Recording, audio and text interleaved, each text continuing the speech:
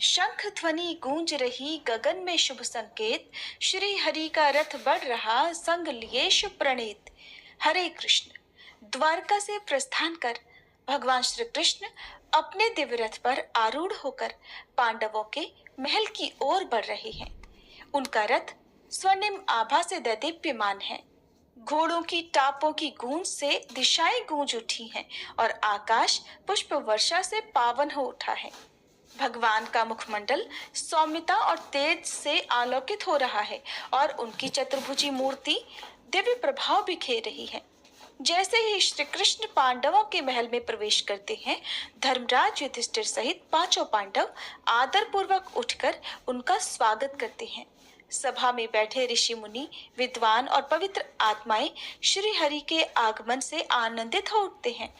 महल का प्रत्येक स्तंभ, प्रत्येक कक्ष मानो श्री कृष्ण के दिव्य चरणों का स्वागत करने के लिए झुक गया हो। धर्मराज युधिष्ठिर श्रद्धा भाव से हाथ जोड़कर निवेदन करते हैं, हे माधव, आप समस्त लोकों के स्वामी हैं, साक्षात नारायण हैं। कृपा कर मुझे ये बताइए कि ऐसा कौन सा व्रत है जो समस्त पापों का नाश करता है? कौन सा उपवास ग्रह दोषों को शांत कर विजय प्राप्ति का मार्ग प्रशस्त करता है? श्री कृष्ण मंद मुस्कान के साथ युधिष्ठिर महाराज की ओर देखते हैं और दिव्य वाणी में कहते हैं, हे धर्मराज, यह प्रश्न केवल तुम्हारे लिए ही नहीं अपितु समस्त मानव जाति के लिए कल्याणकारी है। यह व्रत समस्त पापों से मुक्त करने वाला, शत्रुओं को शांत करने वाला, ग्रह दोषों का निवारण करने वाला और जीवन में विजय और सफलता प्रदान करने वाला है। ध्यान पूर्वक सुनो, मैं तुम्हें विजया एकादशी की महिमा सुनाता हूँ। तो आइए प्रिय श्रोताओ, हम भी श्री हरि के दिव्य वचनों को श्रवण करें और विजया एकादशी की इस पुण्यमयी कथा में सहभागी बने।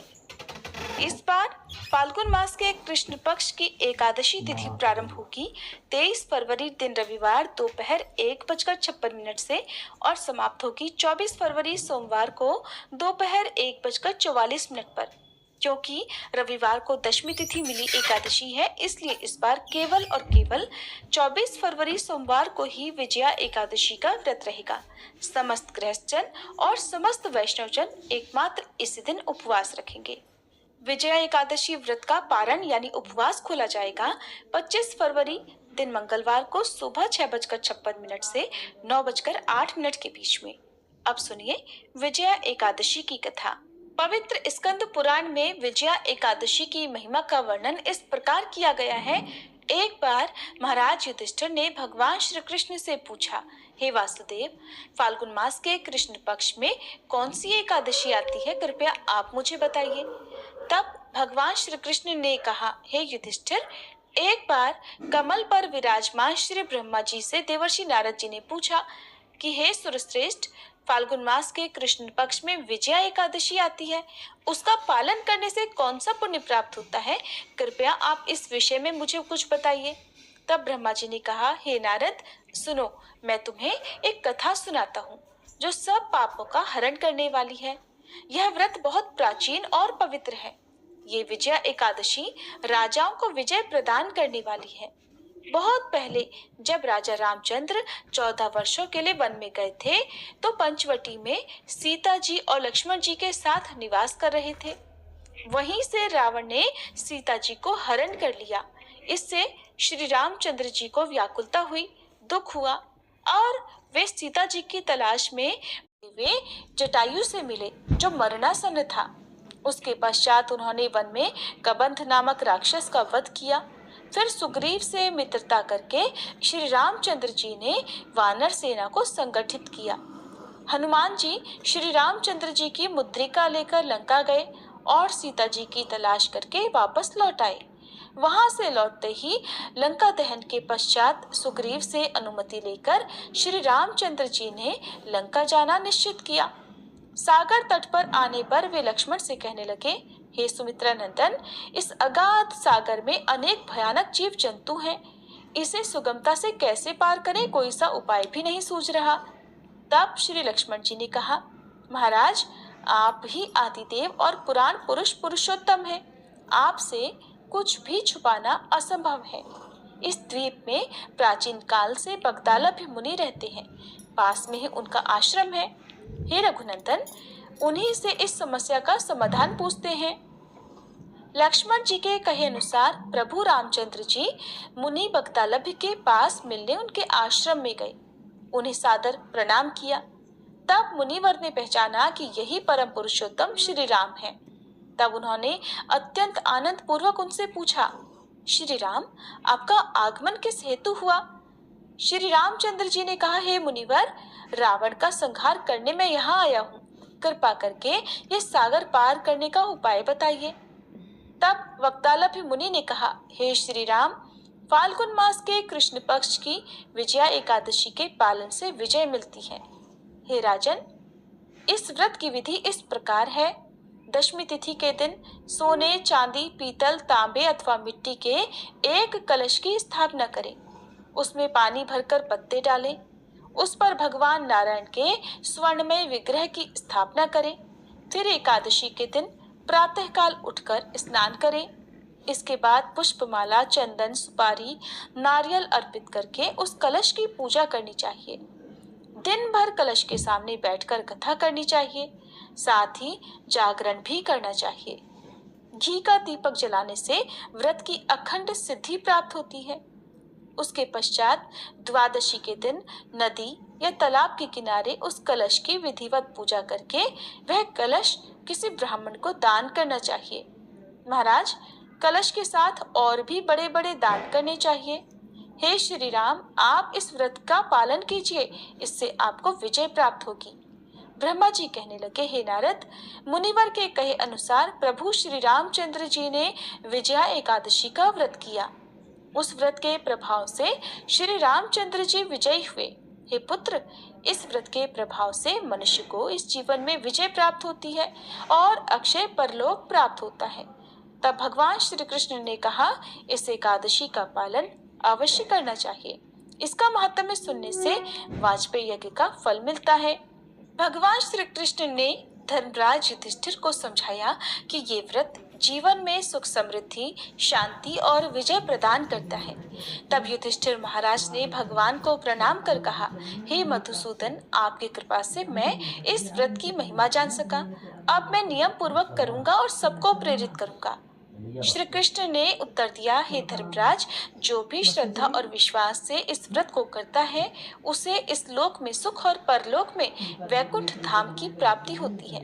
इस प्रकार विजया एकादशी की कथा श्रवण और व्रत पालन करने से सभी मनोकामनाएं पूर्ण होती हैं। हमारे जीवन में नवग्रहों की भूमिका अत्यंत महत्वपूर्ण होती है। नवग्रह सूर्य, चंद्र, मंगल, बुध, गुरु, शुक्र, शनि, राहु और केतु ये सिर्फ खगोलीय पिंड नहीं बल्कि हमारे कर्मों और भाग्य के निर्णायक कारक हैं। उनकी कृपा से व्यक्ति को समस्त ऐश्वर्य, सुख, स्वास्थ्य और समृद्धि प्राप्त होती है। वहीं उनका अशुभ प्रभाव कष्ट, बाधाएं और जीवन में अवरोध उत्पन्न कर सकता है। शास्त्रों में वर्णित है कि भगवान विष्णु के आदेश से नवग्रह प्रत्येक जीव के जीवन में कर्मों के अनुसार फल प्रदान करते हैं। अगर कोई व्यक्ति नवग्रहों की महिमा को समझकर उनकी पूजा और कथा श्रवण करता है तो उसके जीवन से सभी दोष दूर हो जाते हैं और वह सफलता, शांति और उन्नति प्राप्त करता है। विशेष रूप से जो व्यक्ति ग्रह पीड़ा, शनि की साढ़ेसाती, राहु केतु के दोष या अन्य किसी अशुभ प्रभाव से ग्रस्त है, पीड़ित है, उसके लिए खास तौर पर एकादशी के दिन नवग्रहों की कथा और पूजन अत्यंत लाभदायक होता है। इसलिए किसी भी शुभ कार्य या व्रत की पूर्णता के लिए नवग्रहों की शांति आवश्यक मानी जाती है। इसलिए प्रिय श्रोताओं, अब हम सभी नवग्रहों की पावन कथा की ओर बढ़ते हैं, जिससे हम उनके प्रभाव, महिमा और कृपा के महत्व को जान सके और उनका आशीर्वाद प्राप्त कर सके। जो नवग्रहों की कथा सुनता है उसका जीवन मंगलमय और कष्ट मुक्त हो जाता है। ज्योतिष शास्त्र में नवग्रहों को बहुत ही महत्वपूर्ण माना जाता है, क्योंकि इन्हीं ग्रहों की चाल के कारण सभी राशियों के जीवन पर सकारात्मक या नकारात्मक प्रभाव पड़ते हैं। लेकिन कथा सुनाने से पहले आपको नवग्रहों के माता पिता के बारे में भी बताते हैं कि इन सभी नवग्रहों के माता पिता कौन हैं। ज्योतिष विज्ञान में ग्रह और उनकी दशा का विशेष महत्व है। ये सभी नवग्रह किसी न किसी क्षेत्र जैसे शिक्षा, ज्ञान, धन, लाभ, हानि इनका प्रतिनिधित्व करते हैं। सबसे पहले ग्रह की बात करते हैं सूर्य। सूर्य देव के पिता का नाम कश्यप है और इनकी माता अदिति है। पंच देवताओं में सूर्य देव का विशेष महत्व है। इनकी दो पत्नियां हैं जिनका नाम संध्या और छाया है। शनिदेव भगवान सूर्य के पुत्र हैं और यमराज और देवी यमुना भी इनकी संतान है। दूसरे ग्रह है चंद्र ग्रह। चंद्रदेव महर्षि अत्रि के पुत्र हैं और उनकी माता का नाम अनुसुईया है। शास्त्रों के अनुसार चंद्रदेव की 27 पत्नियां हैं जो 27 नक्षत्रों का प्रतिनिधित्व करती हैं। चंद्रदेव बुध ग्रह के पिता हैं। तीसरे ग्रह है मंगल ग्रह। शास्त्रों में बताया गया है कि मंगल देव के पिता भगवान शिव हैं और भूदेवी इनकी माता है। मंगल पूरी तरह से ब्रह्मचारी है। मांगलिक दोष का संबंध भी इन्हीं ग्रह से होता है। चौथे ग्रह है बुध ग्रह। बुध देव के पिता चंद्र और देवी तारा इनकी माता का नाम है। बुध देव को समस्त वेद और शास्त्रों का ज्ञान देव गुरु बृहस्पति से प्राप्त हुआ था और इनकी पत्नी का नाम इला है। चंद्र वंश का प्रारंभ भी इन्हीं से हुआ था। चौथे ग्रह है बृहस्पति। देव गुरु बृहस्पति के पिता महर्षि अंगिरस हैं। स्वरूपा इनकी माता का नाम है और इनकी पत्नी का नाम तारा है। महाभारत काल में मुख्य भूमिका निभाने वाले गुरु द्रोणाचार्य इनके पौत्र माने जाते हैं। शास्त्रों में इन्हें देवताओं का गुरु भी बताया गया है। पांचवे ग्रह है शुक्र ग्रह। शुक्र देव के पिता भृगु ऋषि हैं और काव्य माता इनकी माता का नाम है। इन्हें कठिन तप के कारण भगवान शिव से मृत संजीवनी विद्या प्राप्त हुई थी। इनकी पत्नी का नाम जयंती है जिन्हें देवराज इंद्र की पुत्री के रूप में जाना जाता है। छठे ग्रह है शनि ग्रह। शनिदेव भगवान सूर्य के पुत्र हैं और इनकी माता का नाम छाया है। लेकिन शनि का स्वभाव अपने पिता के गुणों से बिल्कुल विपरीत है। शनिदेव कर्मों के अनुसार फल प्रदान करते हैं और इनकी पत्नी का नाम धामिनी है। सातवें ग्रह है सातवें आठवें ग्रह के रूप में राहु और केतु को जाना जाता है, जो कि समुद्र मंथन के समय तक अमृत पान करने से पहले तक स्वर भानु था, जिसके पिता का नाम विप्रचित्त है और माता का नाम सिंहिका है। राहु की दो पत्नियां हैं जिनका नाम नागवल्ली और नागकणी है। इनका वाहन काले अश्वों वाला रथ है। वहीं स्वर भानु दैत्य के धड़ से केतु उत्पन्न हुए थे जिनका वाहन चील है। ये तो था सभी नवग्रहों का परिचय। अब सुनिए नवग्रहों की कहानी। एक बार की बात है, किसी गांव में एक भाई बहन रहते थे। बहन का विवाह हो चुका था, तो एक दिन भाई अपनी बहन से मिलने के लिए उसकी ससुराल जा रहा था। रास्ते में भाई को एक सांप मिला और कहने लगा, मैं तुझे डसूंगा। भाई बोला, हे नाग देवता, मैंने ऐसा कौन सा अपराध किया है जो आप मुझे डसोगे? मैं तो अपने माँ बाप का एक ही पुत्र हूँ, बहन का एक ही भाई हूँ। मेरी पत्नी और मेरे बच्चे घर पर मेरा इंतजार कर रहे हैं। आप मुझे क्यों डसना चाहते हो?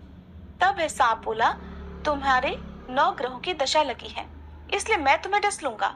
जब सांप किसी भी तरह राजी नहीं हुआ तो वह बोला कि ठीक है, मैं अपनी बहन के घर उससे मिलने जा रहा हूँ। जब मैं वापस आऊंगा तब तुम मुझे डस लेना। सांप बोला, क्या पता तुम वापस आते समय इस रास्ते से आओ या ना आओ, मैं तो तुम्हें अभी डसूंगा। तब वह लड़का बोला कि ठीक है, तुम ऐसा करो, मेरे इस थैले में बैठ जाओ।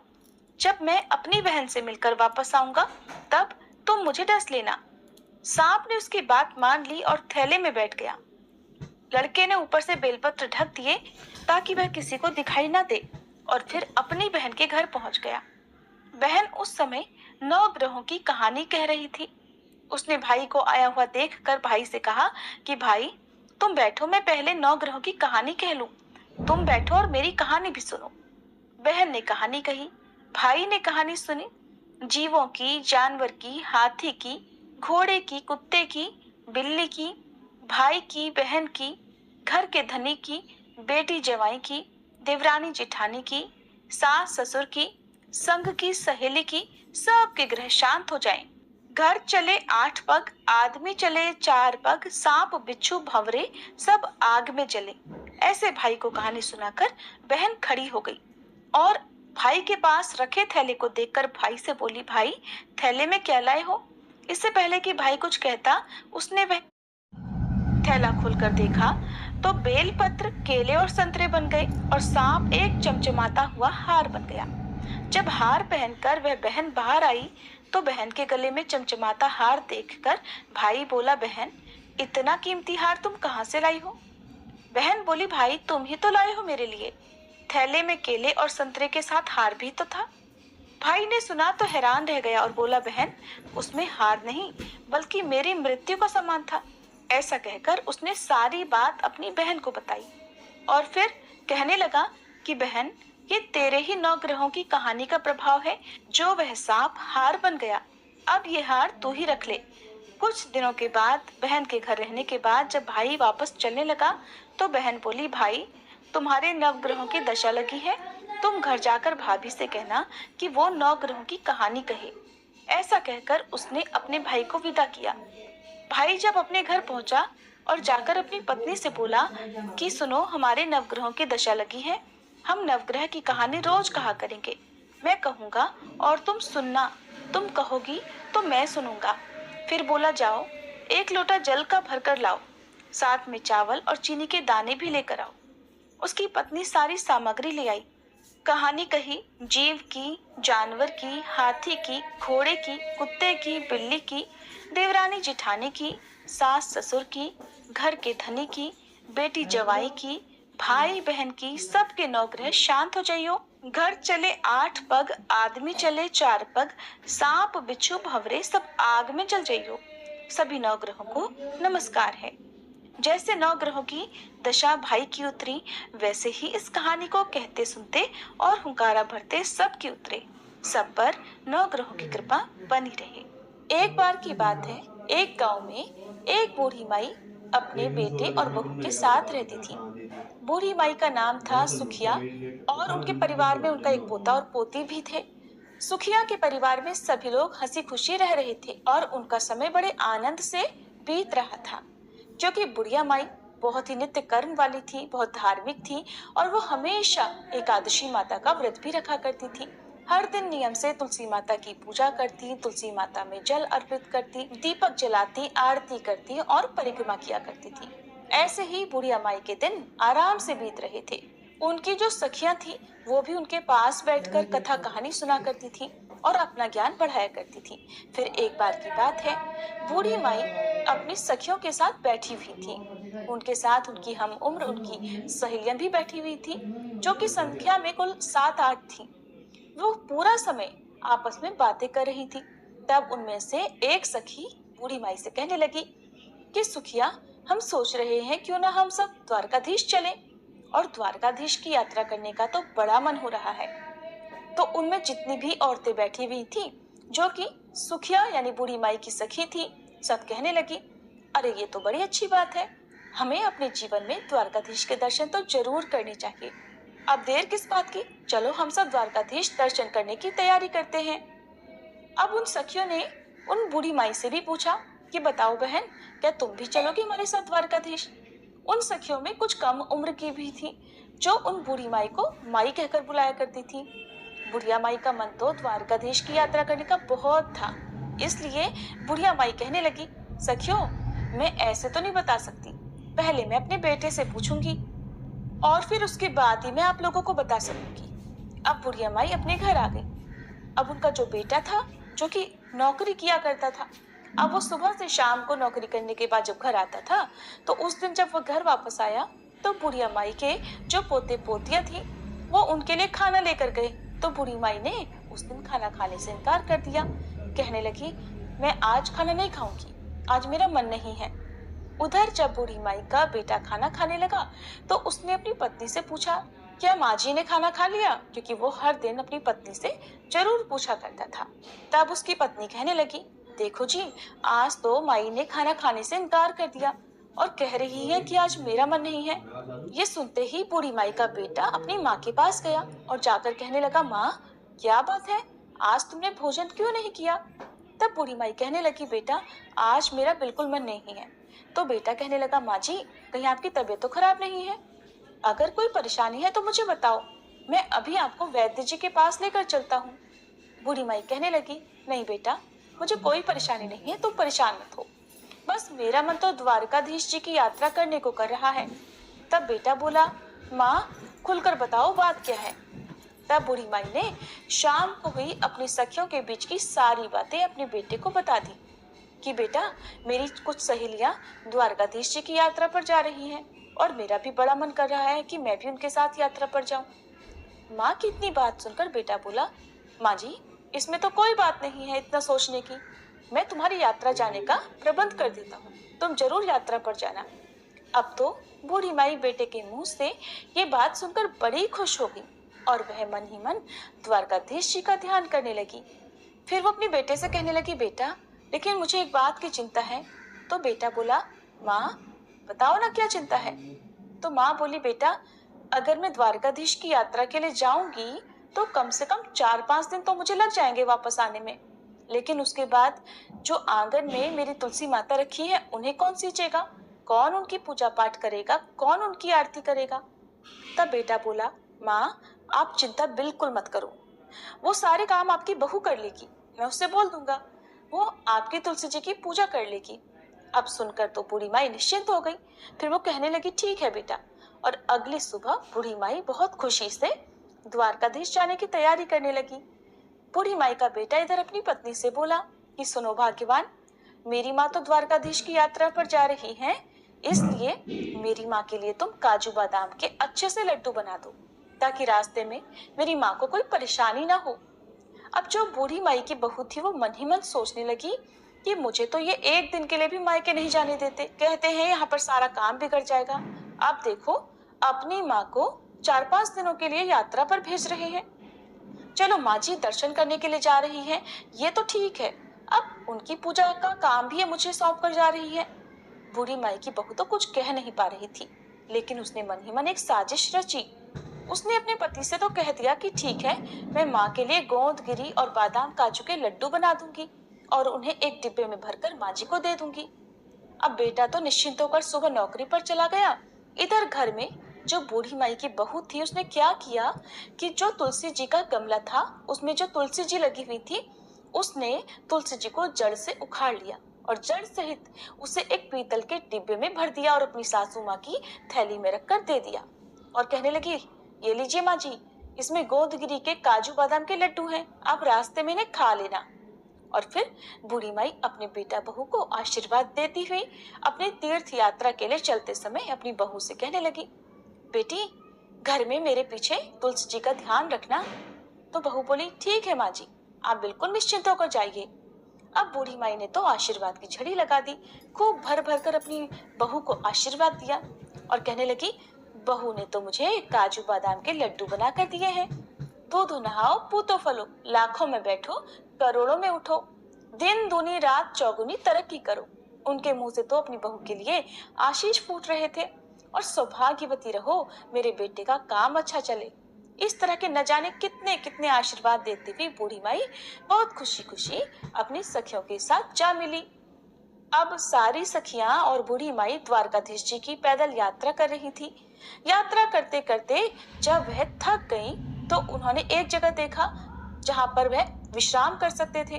तो सब लोगों ने अपना खाना पीने का जो सामान था निकाला और सारी सखियां मिलकर बैठकर खाने लगी और विश्राम करने लगी। तब बूढ़ी माई ने भी अपना डिब्बा खोलकर देखा तो उसमें तो घी से बने काजू बादाम के लड्डू भरे हुए थे। अब बूढ़ी माई ने आधा लड्डू खुद खाया और आधा लड्डू सभी सखियों में भी बांट दिया और भगवान को भी भोग मन ही मन लगा दिया। अब सारी सखियां कहने लगी, अरे सुखिया, देखो तो तुम्हारी बहू तुम्हारा कितना ध्यान रखती है। तुम्हारी बहू ने तो तुम्हारे लिए घी के लड्डू बनाकर दिए हैं। तुम्हारी बहू तो बड़ी अच्छी है, देखो तुम्हारा कितना ख्याल रखती है। बूढ़ी माई भी मन ही मन अपनी बहू की तारीफें कर रही थी, साथ ही साथ तुलसी माता को भी याद कर रही थी। चलते चलते वह सारी सखियां अब द्वारकाधीश पहुंच गई। जब वे वहां पर पहुंची तो उस समय शाम हो रही थी। शाम का समय था तो वहां पर दर्शन करने के लिए बहुत लंबी भीड़ भी लगी हुई थी। इतनी लंबी लाइन देखकर द्वारकाधीश जी के दर्शन करने के लिए तो अब बूढ़ी माई मन ही मन सोचने लगी और आंखें बंद करके ध्यान करने लगी कि प्रभु जी, इतनी लंबी भीड़ है, अगर आज मुझे आपके दर्शन नहीं हुए और कपाट बंद हो गए तब तो मेरा यहाँ आना ही बेकार हो जाएगा। बूढ़ी माई मन ही मन द्वारकाधीश जी से प्रार्थना कर रही थी कि प्रभु, एक बार जीवन में मुझे दर्शन करने के लिए दे दो। मैं तो बहुत दूर से आपके दर्शन के लिए पैदल चल कर आई हूँ। हे प्रभु, मैं तो आपके दर्शनों की प्यासी हूँ। मन ही मन ध्यान करने के बाद बूढ़ी माई ने आंखें खोली तो क्या देखा कि एकदम से चमत्कार हो गया। वो जो लंबी सी लाइन लगी हुई थी, उस लाइन में वो सबसे आगे खड़ी थी और सामने खड़े थे द्वारकाधीश जी। ये देखकर बूढ़ी माई की तो हैरानी का ठिकाना नहीं रहा। कहाँ तो वह भीड़ की लाइन में सबसे पीछे थी और कहाँ ये चमत्कार हुआ कि वो लाइन में सबसे आगे आ गई। और पंडित जी सबका प्रसाद चढ़ा रहे थे। तब बूढ़ी माई ने अपना डिब्बा खोलकर देखा तो उसमें एक लड्डू और एक तुलसी जी की पत्ती भी रखी हुई थी। अब बूढ़ी माई ने वही लड्डू और तुलसी जी की पत्ती द्वारकाधीश जी को चढ़ाने के लिए यानी भोग लगाने के लिए पुजारी जी को थमा दी। फिर मन ही मन बूढ़ी माई सोचने लगी, हे प्रभु, यहाँ तो एक से एक अमीर सेठ आए हुए हैं, महंगे से महंगे भोग आपके लिए लेकर आए हुए हैं और मेरा लगाया हुआ भोग तो एकदम साधारण सा है। भला द्वारकाधीश मेरे लगाए हुए भोग को कहाँ स्वीकार करेंगे? पता नहीं मेरे लगाए गए भोग का नंबर आएगा भी या नहीं। मन ही मन वह द्वारकाधीश जी को याद कर रही थी कि हे प्रभु, मेरे भी लड्डू का भोग लगाओ ना और मुझे निहाल करो। ऐसी प्रार्थना करने के बाद बूढ़ी माई ने आंखें खोली तो उनकी आंखें आश्चर्य से फैल गई। क्या देखती हैं कि द्वारकाधीश जी के हाथों में जो लड्डू था, ये तो वही लड्डू था जो बूढ़ी माई ने भोग लगाने के लिए पुजारी जी को दिया था।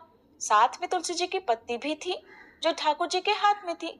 अब तो ये सारा दृश्य देखकर बूढ़ी माई बड़ी प्रसन्न हुई और गदगद हो गई कि प्रभु ने मेरा भोग स्वीकार कर लिया। ये थी तुलसी माता की कथा। सब मिलकर प्रेम से बोलिए, तुलसी मैया की जय।